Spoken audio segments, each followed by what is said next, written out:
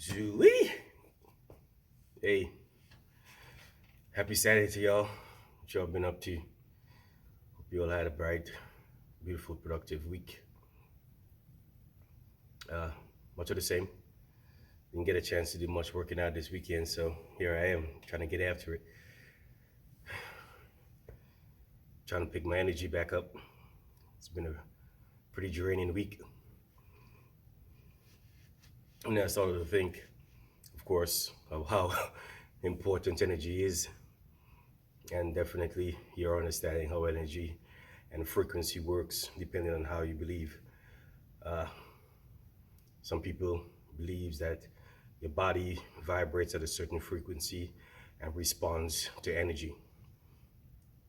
That energy can come from people's vibration around you or the music you listen to, and you can pretty much attest to it sometimes. You listen to upbeat music, your spirit gets lifted, your energy get lifted, you get after it. Certain people, depending on their energy and what they bring to the table, the minute you get around them, you feel their vibe, you feel their energy, and one, it can either pick you up, or two, it can either pretty much set you off with a negative tone. And different cultures have different way, to describe that. Psh, person salt, psh, going from here, negative Nancy, all of these different, terminologies that you can definitely use, but you got to bring it because your energy transfers to other people and or situations. And for those who are in leadership positions, or those are just who are just a member of a team, you got to understand the energy that you bring affects everyone else around you. So it is beneficial that you always try to project or to exercise positive energy, positive thoughts, because as I say, only in math do two negatives equal a positive. Negative, negative, you add, or whatever it is. But if you bring in negative energy, negative emotions into a situation, rarely ever is there a positive outcome. In the world of physical fitness, they talk about it too. Before you get into the gym or while you're in the gym, you got to have a positive energy for your body to respond positively. You can't go to attempt a rep or a weight or whatever it is and think it's like, no, I can't do that. The minute you start to think negatively, your body is going to automatically respond in a negative manner, and most likely you won't be successful in that particular thing or that rep that you're actually trying. There are a number of exercises that you can, try, to prove this to be true. Zig Ziglar talks about it in some of his podcasts. Good old Zig, he refers to it as, kicking the cat. Don't kick other people's cat. And you can always look that up on YouTube.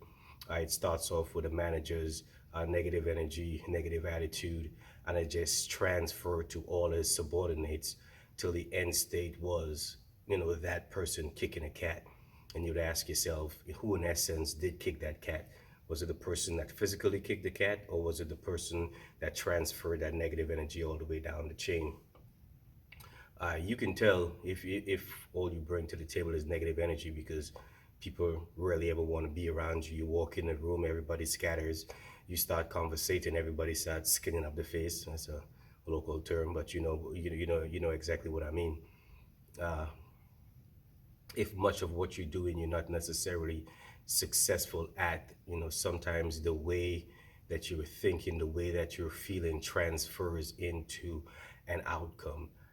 So some people say fake it till you make it. You got to find different ways to pump yourself up, to pep yourself up before you do anything, before you take a test, before you walk into a room, before you go to work, before you go to bed, because that positive energy matters. Rarely ever you're going to have a positive outcome when you're thinking negatively, you're feeling negative, and And again, there are so many different tools and avenues and thought process out there of how you can change your energy.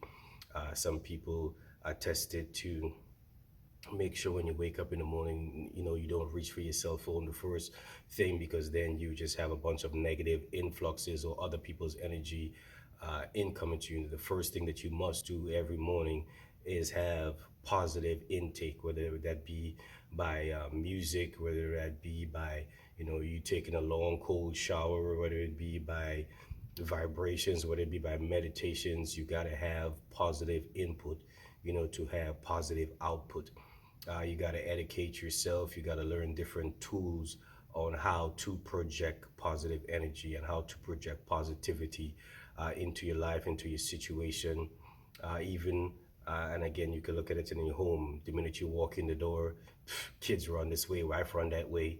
You know, there are different ways that you can actually try to gauge, what energy it is you bring to any particular situation, any particular team, and make a concerted effort to one, sustain it if you know you're doing positive things, and help others to do the same, or two, if you're having negative influences on others, or you're kicking other people's cat, you're obligated to change that negative energy. Uh, that's my 2 cents. What are your thoughts?